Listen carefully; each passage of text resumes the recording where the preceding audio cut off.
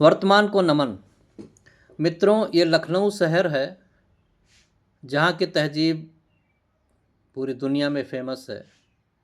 लखनऊ एक तहजीब वाला शहर माना जाता था।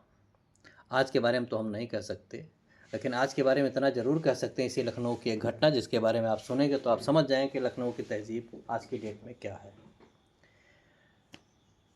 आप सब शायद सोशल मीडिया पे देखा हो, जाना हो, या कहीं ना कहीं से खबर मिल गई हो कि एक युवक को हैप्पी होली कहने की वजह से जान से मार दिया गया। बात यहाँ पे है दलित और सवर्ण को लेके।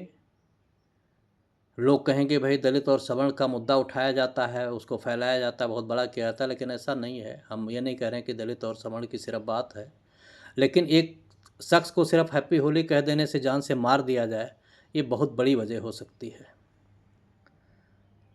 तो इसके बारे में थोड़ा सा जानकारी लेते हैं। ये पूरा मामला है, पीड़ित का नाम सूरज गौतम था, अब तो नहीं रहा। उम्र लगभग 22 साल थी, दलित था, बेगरिया गांव दुबग्गा क्षेत्र लखनऊ का रहने वाला था। घटना 4 मार्च 2026 को दुबग्गा एरिया में हुई। उस दिन लोग होली का त्यौहार मना रहे थे। रिपोर्ट के अनुसार सूरज गौतम ने अपने पड़ोसी मोहित तिवारी को हैप्पी होली कह दिया। कितना बड़ा जुर्म किया साहब। ये जिनको शूद्र सांगड़ा कहा जाता है, उनकी हिम्मत हुई कि जाके तिवारी साहब को हैप्पी होली बोल दें। इतनी हिम्मत। भले ये माना जाता है कि हैप्पी होली कहना और होली का त्यौहार सारी दुश्मनी को भुला के गले मिलने का त्यौहार माना जाता है। रंगों से एक दूसरे से गले मिलते हैं, लगाते हैं, रंग लगाते हैं, रंगों से होली खेली जाती है, लेकिन ये सबके लिए थोड़ी ना है। सबको समझना चाहिए कि कौन कहाँ पे स्थित है, उसकी स्थिति, अपनी स्थिति देख के उसको बात करनी चाहिए। लेकिन ये ओबीसी और शूद्र समाज, SC ST भूल जाते हैं। इनको तो याद नहीं रहता ना कि कौन है, कहाँ से हैं। इनको जब उकसाया जाता है तो ये कांवड़ लेके भाग लेते हैं, उसके बाद जो है बाबरी मस्जिद तोड़ने चले जाते हैं। लेकिन इनको समझ में नहीं आता कि कब कब कहाँ इनकी ज़रूरत क्यों पड़ती है और ये हैं कौन। लेकिन हम फिर कहेंगे साहब ये तो एक छोटे से मजदूर आदमी थे, मिस्टर सूरज गौतम, जिनकी हत्या कर दी गई। जब हमारे प्रदेश का मुख्यमंत्री नहीं समझ पाया कि वो कौन है, तो इसकी तो बुद्धि की हम क्या कहें, इसकी तो बुद्धि कम ही रही होगी। तो उसका नतीजा भोगा इन्होंने। और मामला ये हुआ कि हैप्पी होली कह दिया साहब ने, और हैप्पी होली कहने की वजह में से उनको जान से मार दिया गया। भाई गरिमा होती है कि किसके सामने आप क्या बात करोगे।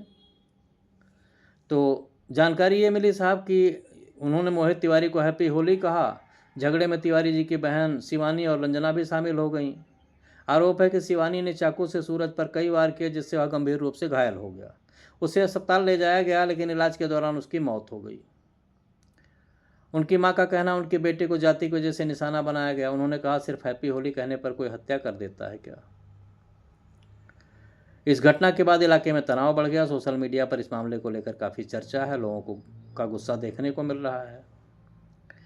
लेकिन बात ये नहीं कि हत्या कर दी, नहीं कर दी। बात ये है कि जब ज़रूरत होती है तो हिंदुस्तान में सारे हिंदू हो जाते हैं, मुसलमानों के खिलाफ खड़े हो जाते हैं। यही मामला अगर मुसलमान के खिलाफ होता, इसी जगह पे तिवारी साहब की जगह मुसलमान होता, तो अब तक तो पूरे देश में ये हो जाता है कि भाई एक कास्ट तो बिल्कुल जो है वो तो सब के सब पूरा आमादा है हिंदुस्तान को ख़त्म करने पे। सबके सब आतंकवादी हैं, ये है वो है, उनको पता नहीं, घर बुलडोजर आ गया होता, घर गिर गया होता, अड़ोस पड़ोस में पता नहीं कितने लोग, और पता नहीं कितने लोगों पे, रिश्तेदारों पे क्या क्या हो जाता, कौन कौन सी बातें हो जाती, कुछ पता नहीं क्या हो जाता, भगवान जाने क्या होता। लेकिन नहीं, यहाँ पे तो जी कुछ होना नहीं, क्योंकि तिवारी साहब को उन्होंने हैप्पी होली बोला क्यों। छोटी बात थोड़ी ना है, अरे बहुत बड़ी बात है साहब, बोल दिया उन्होंने। इनकी हिम्मत कैसे हुई बोलने की। तो ये सब मामला साहब देखने का। लेकिन हमारे नाराज़गी किसी को तिवारी साहब पे नहीं होनी चाहिए। नाराज़गी होनी चाहिए जो है हमारे, जो जिनको बहुजन कहते हैं, जो अपनी बुद्धि को कहीं रख के आते हैं घर में और रोड पे निकल पड़ते हैं बुद्धि घर में रख के, क्योंकि बुद्धि है ही नहीं है। उनको तो ऐसे भी कहा जाता है भाई वो तो नॉट फाउंड सुटेबल में आते हैं साले, कहीं उनको जगह नहीं मिलती नौकरी करने की।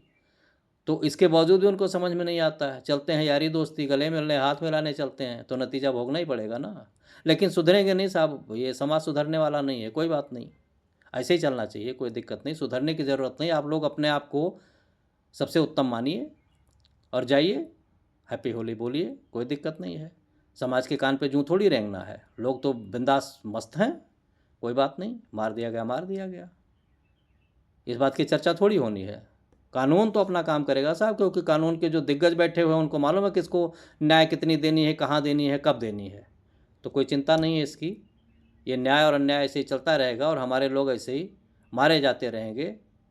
और बात यहाँ पे सिर्फ समुदाय की नहीं है साहब, बात यहाँ सोच की है कि किसकी सोच कैसी है। उस सोच पे वो निशाना साधने की ज़रूरत है, जाति पे नहीं।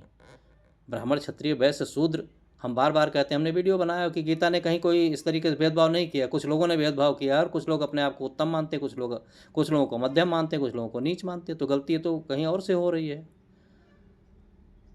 तो इस खबर से अगर आपको कोई दिल पे चोट लगे, कुछ आहत हों, कोई समस्या आए, आपको सोचने पे मजबूर करे, तो ज़रूर सोचिएगा और ज़रूर उस पर सोचने के बाद आपको क्या करना चाहिए ये भी ज़रूर सोचिएगा और करिएगा। बहुत बहुत धन्यवाद है आपका। अगर आपको अच्छा लगे तो ज़रूर चैनल को सब्सक्राइब करिए। नहीं ठीक लगे तो कोई ज़रूरी नहीं, हम कोई पैसा कमाने लिए सिर्फ आपको नहीं है। तो चेतना की बात है साहब, जागृत होना चाहिए आदमी को। बहुत बहुत धन्यवाद आप लोगों का। अगर इसमें कुछ समझ में आए तो ज़रूर गुनिएगा, मंथन करिएगा और विचार करिएगा और आगे उसको अपने जीवन में उतारिएगा। बहुत बहुत धन्यवाद जी।